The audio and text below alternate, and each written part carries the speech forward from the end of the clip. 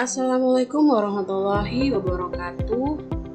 Nama saya Elsa Widiawati, NPM 200105107 dari kelas Tadris Bahasa Inggris C.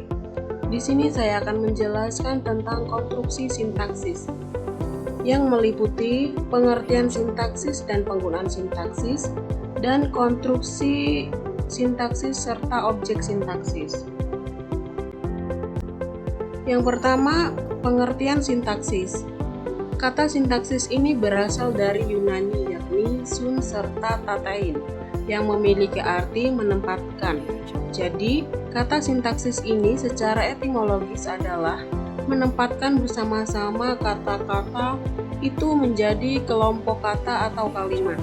Dengan kata lain, sintaksis ini ialah tata bahasa yang membahas hubungan antar kata itu di dalam tuturan.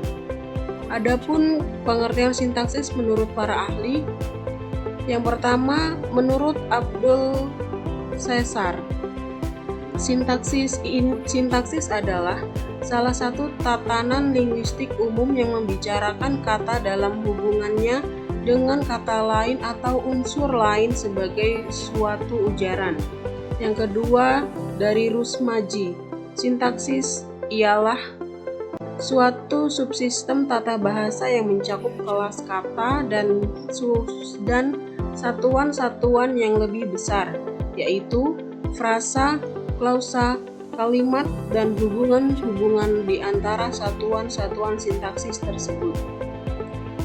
Yang ketiga, Joris Kraft, sintaksis yaitu sebuah bagian tata bahasa yang mempelajari dasar-dasar dan proses-proses pembentukan kalimat dalam suatu bahasa dan lain sebagainya.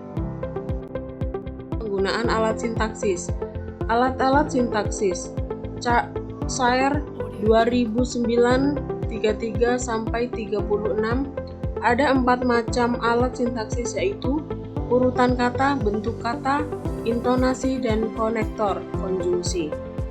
Yang pertama, urutan kata. Yang dimaksud urutan kata adalah posisi kata yang satu dengan kata yang lain dalam sebuah konstruksi sintaksis. Cair 2009-33.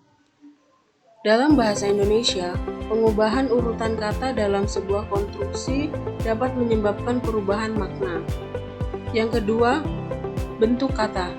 Bentuk kata dalam bahasa Indonesia berperan penting dalam membentuk makna kalimat. Bentuk kata ini biasanya diperlihatkan oleh afiks atau imbuhan. Jadi, imbuhan dalam bahasa Indonesia memiliki makna gramatikal atau berubah-ubah dan bermacam-macam. Cair 2009-34. Yang ketiga, intonasi. Dalam bahasa Indonesia, intonasi akhir kalimat ditandai oleh tanda baca titik, tanda tanya, dan tanda perintah. Menyatakan bahwa dalam bahasa tulis, tanda baca mempunyai peranan yang sangat penting. Suatu klausa yang terdiri atas kata yang sama dan dalam urutan yang sama dapat mempunyai arti yang berbeda, bergantung pada tanda baca yang diberikan. Cair 2009-35. Yang keempat, konektor.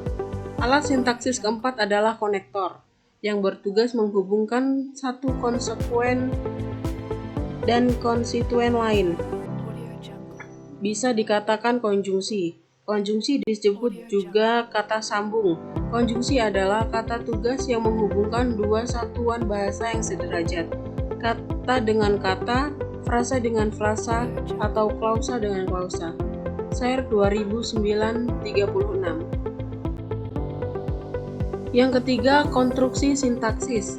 Konstruksi sintaksis ialah satuan bahasa yang bermakna yang termasuk ke dalam bidang sintaksis yang minimal terdiri atas dua unsur. Oleh karena itu, wacana, kalimat, klausa, dan frasa juga termasuk konstruksi sintaksis. Sebagai konstruksi sintaksis, wacana yang berupa paragraf pada umumnya memiliki unsur yang berupa kalimat yang mendukung sebuah gagasan yang lengkap. Sebagai konstruksi sintaksis, Kalimat memiliki dua unsur, yaitu unsur segmental yang berupa kata, frase, dan klausa, serta unsur suprasegmental yang berupa jeda atau kesenyapan dan intonasi. Sebagai konstruksi sintaksis, klausa memiliki unsur yang disebut 1. Fungsi, 2. Kategori, 3. Peran.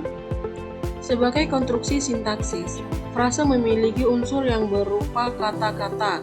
Oleh karena itu, aspek bentuk dan aspek makna kata-kata yang menjadi unsur frase sekaligus juga merupakan unsur konstruksi frase bagi sintaksis.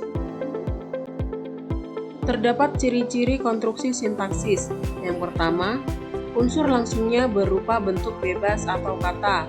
Yang kedua, hubungan antar unsur langsungnya longgar. Yang ketiga, di antara unsur langsungnya dapat disisipi bentuk bebas atau kata lain. Yang keempat, biasanya struktur unsur langsungnya tidak tetap. Yang kelima, bentuknya berupa frasa, klausa, dan kalimat. Unsur-unsur suatu konstruksi dapat dikelompokkan menjadi dua, yaitu yang pertama, unsur yang secara langsung membentuk sebuah konstruksi. Yang kedua, unsur yang secara tidak langsung membentuk konstruksi. Yang keempat, objek konstruksi. Objek sintaksis adalah suatu cabang tata bahasa yang membicarakan struktur-struktur frase, klausa, kalimat, dan wacana. Namun, menurut konsep sintaksis, wacana adalah sebuah kajian bahasa tersendiri atau berada di luar sintaksis. Dalam sintaksis dikaji struktur frase, klausa, dan kalimat. Frase merupakan objek kajian sintaksis yang terkecil dan kalimat merupakan objek kajian sintaksis yang terbesar. Berkaitan dengan frase dikaji struktur frase untuk membentuk frase. Relasi antara unsur frase, proses pembentukan frase, dan jenis frase. Berkaitan dengan klausa, mengkaji struktur klausa. Untuk membentuk klausa, relasi antar klausa, proses pembentukan klausa, dan jenis klausa. Berkaitan dengan kalimat, mengkaji struktur kalimat, unsur pembentukan kalimat, relasi antar unsur kalimat, dan jenis kalimat. Mungkin cukup sekian presentasi dari saya. Apabila ada kekurangan, saya mohon maaf. Dan kepada Allah lah saya mohon ampun. Saya akhiri. Wassalamualaikum warahmatullahi wabarakatuh.